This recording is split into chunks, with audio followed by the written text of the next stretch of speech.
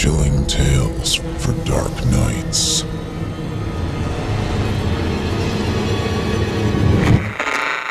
Want to make sure you never miss a Chilling Tales for Dark Nights video again? Be sure to subscribe and hit that bell to turn on notifications. The following interactive performance is a second-round entry in Chilling Tales for Dark Nights' 4th annual Evil Idol voice acting competition. And you, listener, get to help decide who advances to round 3. Voting is simple. Following the performance, simply click the thumbs up icon on this video if you'd like this contestant to move forward, or the thumbs down if you'd like to see them be eliminated. Voting on this entry will conclude 1 week after the date of its posting. Thank you, and good luck to all of our contestants. You have to listen to me. This isn't right. You can't do this. You can't let this happen. Okay, hold on. You have to listen to me. This isn't right. You can't do this. You can't let this happen. Okay, hold on. Let me try again. Something different, this time calmer. Explain what's happening. Okay. My name is Nick, and as of right now, I am the last person on Earth. They called them quiet rooms. After the wave came, the remaining cities across the globe pulled together to gather their remaining resources in highly defensible areas. They called them hub cities, and the wealthiest of society lived closest to the hub and thus had their pick of the Earth's remaining resources. This, of course, did not last long. 10 years of feeding the lower southern United States nothing but rice and potatoes saw an end to the class system in messy fashion. After the collapse of society, there was a great ravaging, and for a while it looked like we would eat ourselves to death, or worse, cannibalize each other. But then, under new leadership, we began consolidating. From their perspective, not all mouths were worth the food they would eat. It started with prisons, first death row and the mentally insane, and then to those serving life and not long after committing a crime worthy of jail time, all but assured your consolidation. And this is when the quiet rooms came in. No one knows when the law was passed or who made the final decision, but suddenly underground facilities began to crop up in all major cities and in every little town. And after several years of quiet construction, small garage-sized buildings began to crop up wherever the construction had ended, and some families received enlistment papers. The necessary draft, they called it. We always joked later and called it what it really was, a necessary evil. That was until my papers came and I became one of the delivery men. Our job was simple: await for orders to arrive and retrieve someone identified for scheduled consolidation, and take them to a quiet room. To resist these orders and the lawful determination of the remaining world's courts was a jailable sentence, leading ultimately to immediate consolidation. The first week was the worst. Every morning, I put on my uniform, I holstered my regulation bolas, and I patrolled the borders of our small town until I was relieved from post. The times always changed, the hours were never consistent, and I spent every waking minute wondering, praying, hoping that I wouldn't get the call. And I didn't. For a long time. I continued to enjoy the hefty government check I received each month, enjoyed the ability to purchase groceries for my family without worry of budgeting, enjoyed the ability to get my daughter new clothes. I enjoyed the peace it instilled in me. And soon, I began to become complacent and even trusting of my government. I began to trust that the only people being taken were those who truly did not deserve to stay. They had gone months without ever making me respond to a single order for retrieval. Maybe it would never come, and if it did, well, maybe it was for good reason. And then the day came when I received my first call, my first order for retrieval. I went to a home. One I didn't recognize, and perhaps stupidly knocked on the door. People began to pour out of their homes at the sight of me, not approaching but watching in terror, disgust, and oddly enough, curiosity. No one knew what to expect. None of us had ever witnessed this happen before, myself included. And then the door opened and I saw my package. An older man, hard in the face, with an intense stare and a jagged set of knuckles wrapped around the side of his entryway, steadying himself up to look at me. He was old but strong, and he looked ready, poised to strike, but he didn't. He just looked at me and said, "Well, I suppose that's it then. I'm to go." I swallowed the little amount of courage I had available in my mouth and tried to moisten my vocal cords to say in what I had hoped would be a determined voice, "Yes. Unfortunately, I believe you are to come with me immediately, sir." I stammered out at the end, still feeling like some respect should be present at the least. I watched his face as he processed the information I had just laid at his feet, and then glanced out towards the people surrounding us. He and I both realized in that moment, I think, that no one was willing to stop this. They all stood by and watched. They knew what I was here to do, that this was necessary, and the remaining courts had their reasons. I held my hand out and directed the man to come outside of his home, and he followed suit after a brief moment of hesitation. He didn't bother to look behind him and even close his door as he walked side by side with me down the steps of his porch. We walked in silence for some time, through throngs of people, none of them doing anything to stop me or him. Parents running into their homes with their children, others letting them watch, pointing as they told their children what their fates could be if they didn't behave and wash behind their ears like Mommy said. And I, in a strange way, felt proud.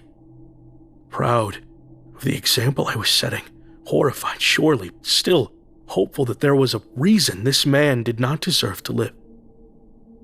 And I writhed in those emotions for the duration of our walk to the quiet room until finally we arrived at the small building just on the outside of town. The old man paused then. Now, fear was clearly present in his mind. He looked at me in desperation and said, almost pleading, "Why me? What did I do?" I was perplexed. I assumed he would know, or at the very least have some idea. When he saw that I didn't, he looked horribly sad and said, "I just don't get it. I know my medications. They're expensive, but I always pay for them. I need them to help me sleep. The things I've done for this country, the people I hurt in other parts of the world, all in the name of my home. I never enjoyed them. They stayed with me, even when everyone else left me. So why me? Why not you or anyone else? What did I do?" He yelled, and people began to walk over to get a better look. The old man was riling them up, getting them excited as he began to lose control of his composure. He began to look out at them as he spoke now, saying, "You can't let this happen. This isn't right. Who decides who goes?" I started to shake. I knew what was about to happen. I knew what was coming if I didn't stop him from inciting riot. I knew what awaited everyone in this town if they tried to fight this system put in place. And to my family. "Stop resisting, or I will be forced to use force," I stammered out. At this, the old man did not back away, but instead took a step closer before I screamed. "Are you really going to be this selfish? Can you really not see how dangerous this is for everyone here? What do you think happens to them if you don't go, or what might happen to me and my family if I don't deliver you? Did you ever think that maybe you need to go so the rest of us can stay?" And at that, everyone stopped, including the old man. And when he saw that he had lost them, he looked down in a deep, hollow sadness and turned again towards the doors of the quiet room. We walked slowly together to the doors, where I scanned my ID and he his, until the doors opened and revealed a small, completely bare chamber with no windows, doors, or otherwise other defining features.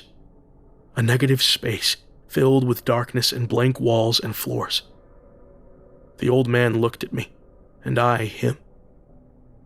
We were both terrified. But then he began to walk forward, almost at his own surprise. He stopped in the center of the small chamber and just stared back at me. Nothing happened. As we stared at each other, a hole didn't open up into the bottomless pit of the earth. Gas didn't begin to flood the chamber, nothing. Until finally, I began to close the door. The old man's eyes widened, but he did not stop me. Instead, he stood, watching me as I closed the door. The last thing I remember seeing was his one eye staring back at me in the darkness. One steely gray eye. And then the doors were closed, and I went home. Nothing else. No more pomp and circumstance. The checks kept coming, and eventually started getting larger, and I kept patrolling. People seemed at ease, suddenly, as if a weight had been lifted. Someone had been chosen. No one else need worry any longer, and I was their hero. The one who protected them from the old man's fate. And then the second call came. And it was like the first time all over again. Everyone held their breath as I made my way to my package's address.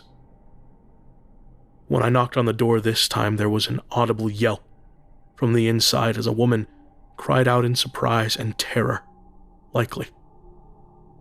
And then the door opened to a man in his 30s like me, with a young boy next to him.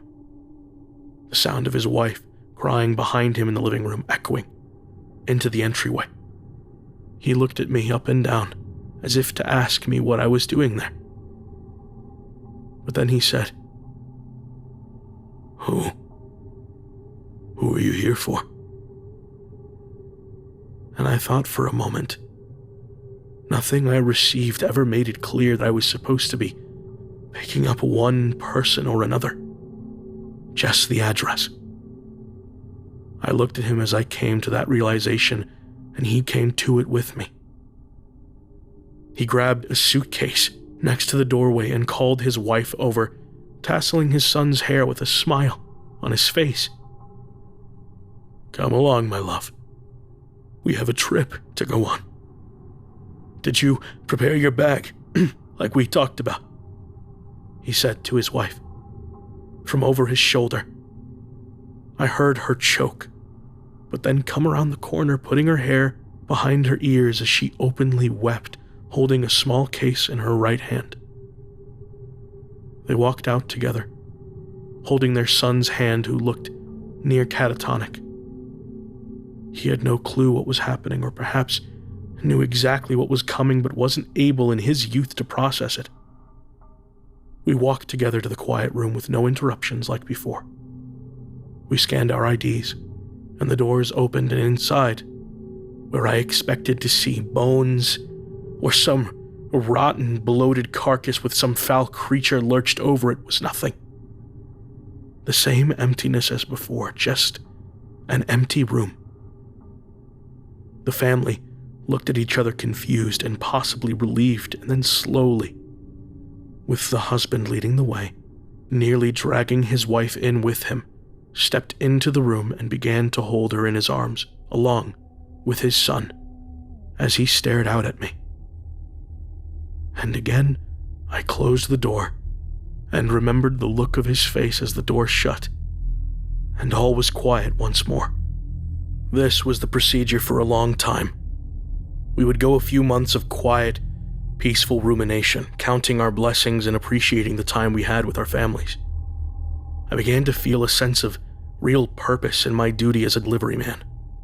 I was helping people live fulfilled lives, making them safe from the dangers of those that are hiding in the shadows, waiting to be consolidated. And he was there to get the job done and provide that sense of security to his family and the people of his town. He was its protector, and it was his to protect. And soon, the man began to receive more calls, and he would always respond in the dead of the night or at the crack of dawn. And soon, he began to deliver his packages to their quiet rooms, twice a day, every day, for weeks. And soon he began to notice the way the town was flourishing. The remaining people now left behind, small in number though they were, lead extravagant and lavish lives. He himself had enough food in his fridge to have a barbecue every day for the next month.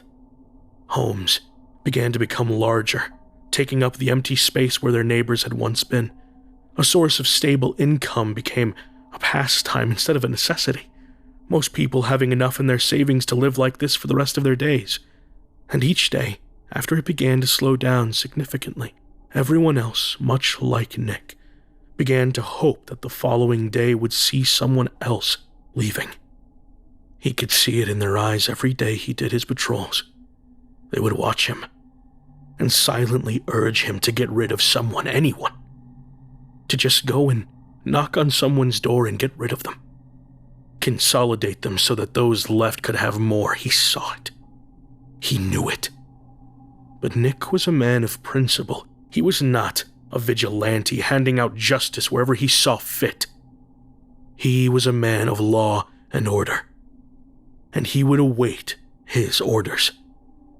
And soon, as he knew it would, they began to come in. His neighbors dwindled down slowly to 10, and then in one evening to 7, and a month later down to 3, until one day, almost without the hero realizing he and his neighbor were the only ones left, and he smiled and waited, knowing one day the order would come, that he need not rush. But then one season came, and so did the other, and the order never came. And the hero waited, but still no call came. No order was given, and each day his neighbor began to look at him in hatred. The hero began to fear for his life, for the safety of his property and his family. He would watch his neighbor each night, make it known that he was in his sight, that he would not be caught unaware. But after the 4th night of not sleeping, the hero realized he needed to do something. Something had to give. He made the call. He walked to his neighbor's home. He knocked on the door, and he looked him in the eye and said it was his time to be delivered. The neighbor looked at the hero. His eyes were filled with anger, streaming with tears, his face turned down into a hideous grimace. The hero hated him, and so he demanded that he go with him to be delivered, and the neighbor complied with the orders given to him. They walked together, the neighbor seething in the hero's shadow, until they arrived at the quiet room where the hero once again opened the doors for what would be his final delivery. The neighbor looked at the hero, looked behind himself back at the city, and said, "Is this right?" The hero said nothing. He knew the neighbor already knew the answer, and when he didn't respond, the neighbor stepped inside, and the hero closed the doors.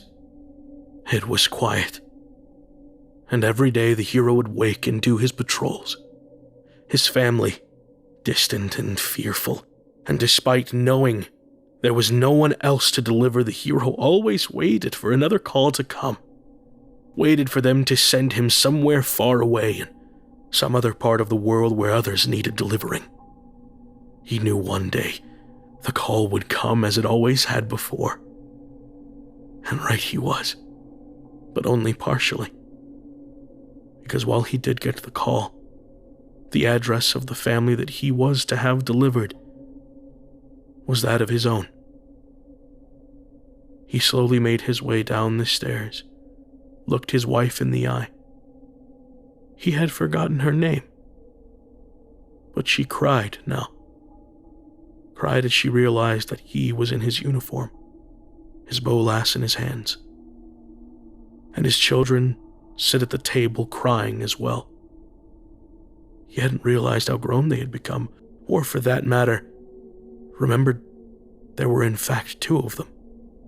His wife began to weep and beg. She fell to her knees and thrashed her fists against the floor as she asked the hero for what she believed was mercy. But the only mercy the hero believed in now is the mercy granted by those who were ordered to be consolidated so that the rest of the world could go on living peacefully.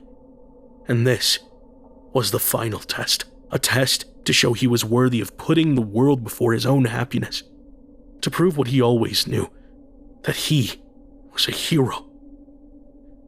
And he used this fact to give him strength as he bound his family together using his bolas and dragged them out to the quiet room, where he would complete his duty.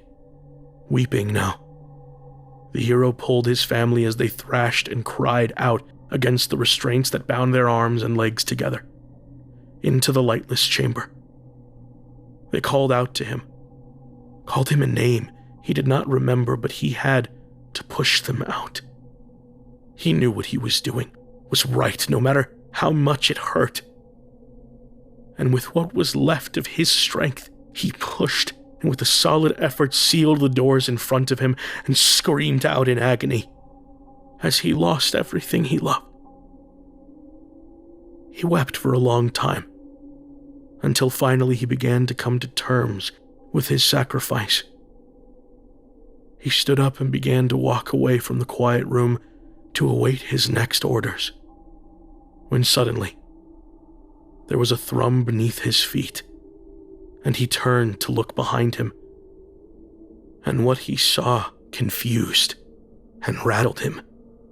Behind the quiet room, the ground had split open and began to reveal a strange obsidian-like material, protruding out from broken earth.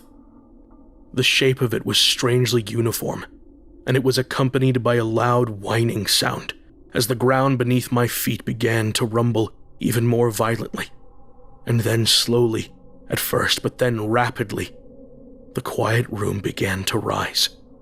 I watched in awe as a structure began to reveal itself hidden deep beneath the earth and rise high above my head height before revealing clear glass, and inside, I couldn't believe what I was seeing. In a brightly lit white room, I could see my family. They were looking at me with hatred in their eyes, just like the people I had delivered. And they were standing in a large living space with verdant and lush greenery surrounding every corner, like a localized terrarium. But then it wasn't just them. It was others, too, people I had delivered, I had sent to be consolidated. And they all looked at me with hatred, and slowly I began to realize the structure was continuing to rise. Now, out of the ground and into the air. I looked in terror as I began to understand that I was being left behind. And then I saw him, the old man, his steely gray eyes looking back at me. And I flew into a rage. I screamed as the ship began to lift into the air, taking the remaining survivors of this planet to some other distant, inhabitable planet that could support them. I did not scream as I watched in silence as other ships began to lift into the skyline. From towns and cities hundreds of miles away from me as what remained of humanity fled the dying world that they had abandoned me in. And then I sat in silence until no more lights were visible from my meager view of the skyline. And I sat still, very still. I'm the hero. I saved the world.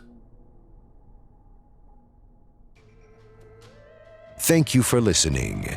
I'm your host, Steve Taylor, reminding you that if you haven't already, don't forget to cast your vote for this contestant via either a thumbs up or a thumbs down vote.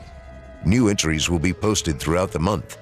Be sure to tune in and vote for each of them and help decide who becomes the next evil idol. Until next time, turn off the lights and turn on the dark. Chilling tales for dark nights.